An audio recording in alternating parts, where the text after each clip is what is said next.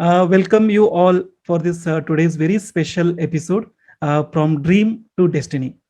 From dream to destiny ಅನ್ನೋ ಒಂದು ಈ ವಿಶೇಷ ಕಾರ್ಯಕ್ರಮಕ್ಕೆ ಎಲ್ಲರಿಗೂ ಸ್ವಾಗತ.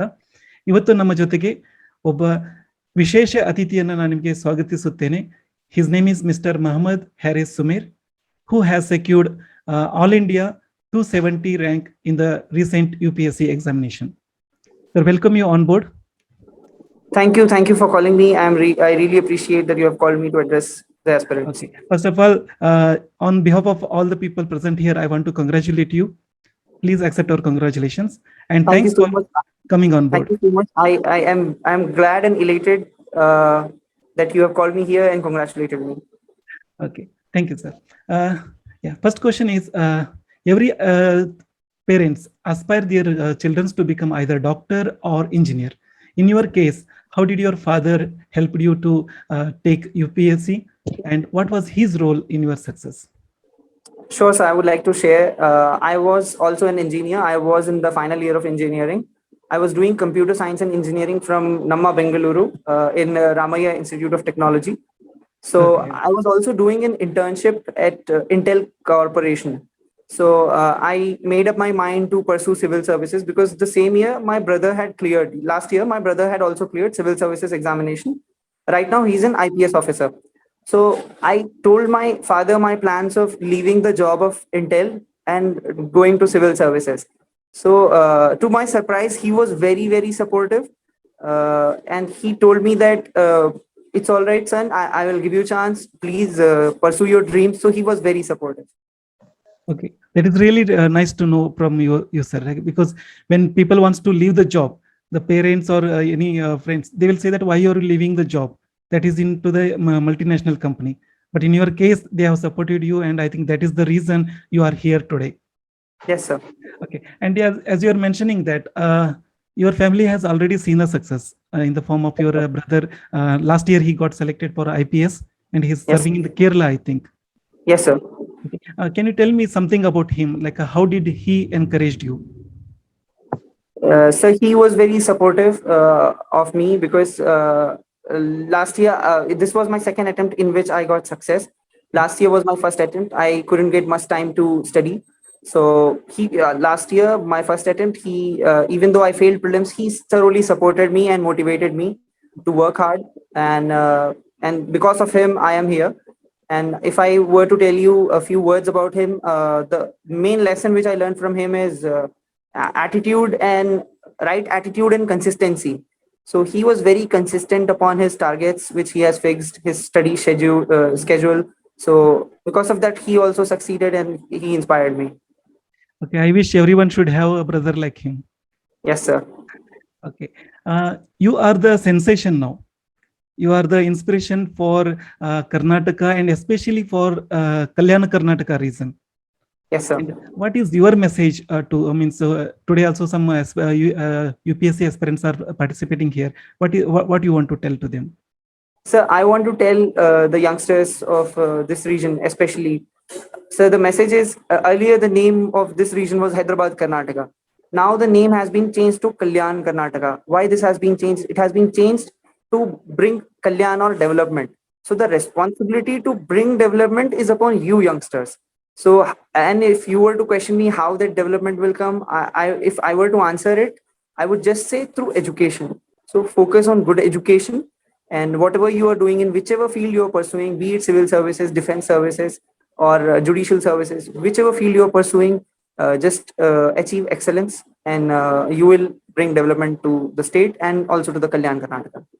Yeah, very true, sir. Because if you want to see the changes, the change has to happen from us, from the past. Yes, and sir. in the form of like last year, your brother was there in UPSC, and now you are there. Like you, and I think these participants also get inspired, and they'll also get selected in UPSC. By this one, we can really make the Kalyana Karnataka not only for the namesake, but for the development sake also. We can do that. Okay, sir, we understand that UPSC is a 3-stage process. One is the prelims, mains, and the interview. And according to you, which one was very challenging for you, and how did you overcome that? Sir, I personally feel prelims is the most challenging part because it is the biggest filter. if you see, around 6 lakh applicants apply for prelims, and out of 6 lakh applicants, only 10,000 of them are able to write mains. So prelims is the most challenging part, because uh, it is a bit dicey. If I were to tell you, many of the questions are asked, you might not be familiar with exactly, you might not have the exact factual knowledge, but still you will have to eliminate through logical guessing and logical elimination, and reach the correct answer. So I personally believe prelims is the hardest part, and rest of the journey, it is much smoother if you have done the correct preparation. Okay, thank you, sir. Like for any success, there has to be the right mindset. If the right mindset is not there, means we can head anywhere in the journey. Like for the UPSC people, for UPSC aspirants, what the right mindset has to be there so that they can crack the UPSC? Sir, I would like to sum up my answer through a Telugu three-worded phrase, which goes like this: Vishwasam Prayatnam Vijayam. So Very true. it tells that first you should have Vishwas, or trust in yourself, and then you should continuously do efforts of Prayatnam, and then successful or Vijayam would come. So you should have a positive attitude that I am going to do this or crack this examination, and self belief should be there, and that will continuously motivate you. Okay, that is very true. And some aspirants, they will determine themselves, means do or die. Means at any case, they want to crack this one because they make it as a dream of their life to crack the UPSC. In spite of that, sometimes they will get a distractions while preparing for the examinations. How to overcome such distractions? First, I would address the first part of the question about the aspirants making this as a do or die situation. I would recommend the aspirants not to do so, because an examination is not life, it is a part of life. So, the UPSC or not UPSC, our aim should be we should meaningfully contribute to society and economy and for Rashtra Nirman.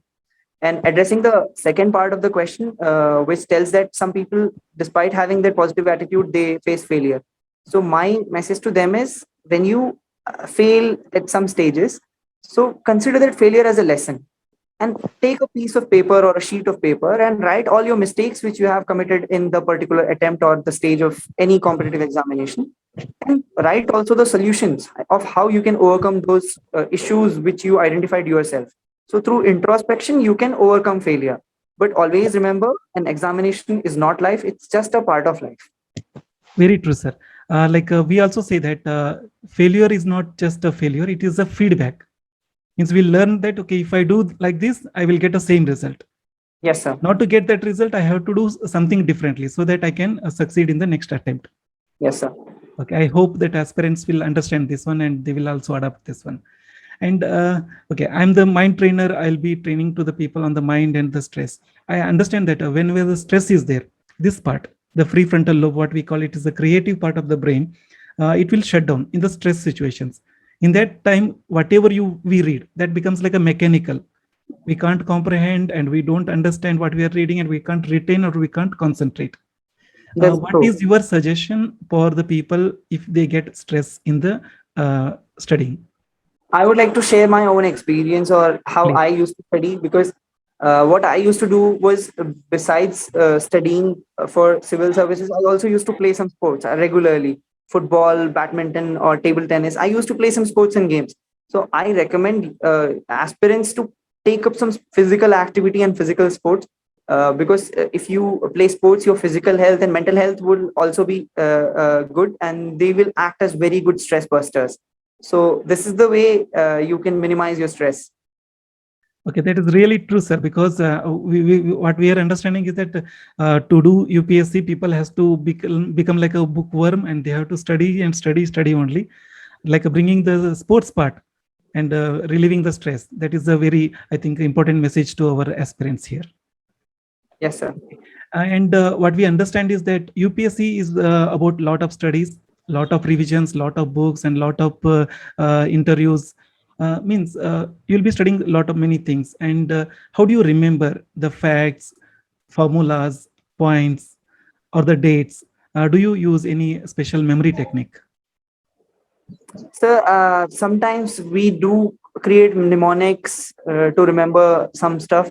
However, I would personally recommend the aspirants to focus more on the conceptual understanding rather than rote learning, because conceptual understanding goes a longer way to retain you the concepts better, especially when it comes to mains examination part. If you have the right conceptual understandings, and if you are able to recollect some facts, then you will be able to write very good answers. So focus more on the conceptual understanding, and then you will be able to definitely ace the examination. But however, one can certainly use certain audiovisual techniques like a flip book or mnemonics. You can create those, and those things are also effective. Okay, thank you, sir. Now I have some questions about the interview stage, because many candidates think that interview stage is the more difficult stage because it's all about the personality and behavior and attitude of a person candidate. I have some questions to ask to you. The first is, Sure. how much body language is important in the interview? Sir, I think body language is definitely important in the interview, because if you show you are supposed to be an officer, you are supposed to be become a bureaucrat in the future. So, as a future IAS officer or as a future bureaucrat, you cannot be nervous for basic questions. So, you have to show confidence. You have to exude confidence, and that confidence will in your preparation, the confidence in your preparation will also show itself in the interview. So I believe confidence is necessary to ace this examination and the interview part. Okay, that's great. Answering the questions in the interview, suppose you not able to answer one question, will that affect a confidence and your body language, and how to tackle such situations if you're not able to answer a question in the interview? Sir, I believe that you have to train yourself in such a way that even if you are unable to answer not one, four questions successively, if you are unable to, you are saying, no, sir, I don't know, or I'm unable to recollect for four or five successive questions. Still, you should not let previous questions answer affect next question's response. You should still have a smile on your face, because if you don't know something, you should simply say, don't know. It shows your honesty. There are marks for honesty. There are Sure. marks for admitting that you don't know something. But if you beat around the bush and show nervousness, that gives a very incorrect impression. Yeah, we have to be ourselves. Means we, if you don't know, we'll accept that Not one. change our personality. We Hmm. can just show the best of our personality over there. Okay, that's great. And we'll be asking some questions. Like I'm the HR manager, and I'll in the interviews I'll be asking the questions, and this is my personal point of view. Looking at the interview, I think that there is only one question in the interview, that is, why should we hire you? And what other questions we are asking, that are all the derivatives of the same question or different forms of the same questions. What is your point of view? So definitely, at the end of the day, it is a UPSC Civil Services Selection Board. They want to select you. They are not going to reject you. They are not looking for reasons to reject you. They are looking for reasons to select you. So it is kind of like, why should we hire you? Why should we select you? And through your responses, you should give them a reason. Through your profile of detailed application form and through your whole interview, you should give them some reason to select you. Okay. And in the interview, we will be preparing for the frequently asked questions. And what I understand is that interview questions are driven by the candidate, not the interviewer. The how we answer, based on that one, interviewer will be asking the next question. Is it true, or is it? It is completely true, sir. I completely agree with you on this. In fact, let's say some question has been asked to you, and you respond to it, and how you respond to it, and what things you say while responding will decide the next future questions. It is completely true. I also experienced it. So, in a way, you can say that if interview experience was a ship, so the maneuver is in your hand if you can drive the ship carefully. Because we have many people think that they have to answer to the questions only. They don't know that they can drive the interview. Yes. That is in their hand. Okay. And first impression is the best impression in the interview. The way you enter the room and the way you enter and sit there, and how do you greet them. By this time, we think that, okay, interviewer has got impression about you. And we say that interview will be complete in the first 10 to 30 seconds. Just we want to know about from your side. So I do not entirely agree with this, because even though it's correct that first impression and the last impression. These two parts are very important because those parts the interviewers might remember very vividly and very carefully. However, they are very well experienced officers, retired bureaucrats. They want to select a future bureaucrat who will run the country. So they assess you very well, not just based upon the 10 first 10 seconds. They Okay, also but know that we are young kids and we might be a little bit nervous. So they give that much leeway. okay, that is true. And but the first impression will have the means. Definitely, it matters. It matters because they vividly remember it. Okay, that's true. Okay, the last questions for you is that what is the secret of your success, and what you want to give some tips for our UPSC aspirants in Karnataka, especially. So there is no secret as such, but still I would like to share a few things, few Yes. important things for UPSC aspirants or of aspirants of any other competitive examination.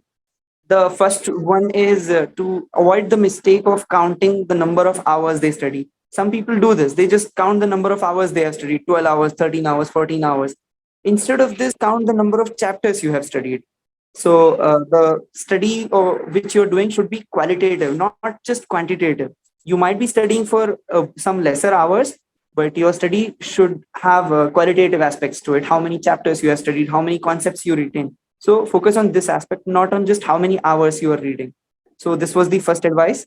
And the second advice is hard work. Everyone does hard work. You also do hard work. So you should follow the right strategy and guidance. And instead of just simply doing hard work, you should do smart hard work. So there are some things which you should follow, whose guidance you can obtain from the toppers, and that will help you ace this race of examination. Okay. No, I really got a new praise today. We heard of smart work or hard work. It is a smart hard work. Yes, sir. That is amalgamation of both the things. That is what Yes, makes sir. the difference. Yes, sir. Yeah, thank you, sir. And I just want to ask the participants if they have any questions, they can unmute and ask the questions. Sir, Yes, please. sir, since how many years prepared for UPSC, sir? It took me 2 years, Ms. Rukmini, to prepare for civil services. After engineering, first attempt I could not clear, and second attempt I am here sitting in front of you as a civil servant. So it took me 2 years. Okay, sir. Thank you, sir. Welcome. So, but 2 years is a really very short period. Yes, relatively. Okay. Any other questions? Good morning, sir. Yes, please. Hello. Sir, how you started preparation for prelims, sir? First step. So, see, one more advice to you, future civil servants, I want to tell is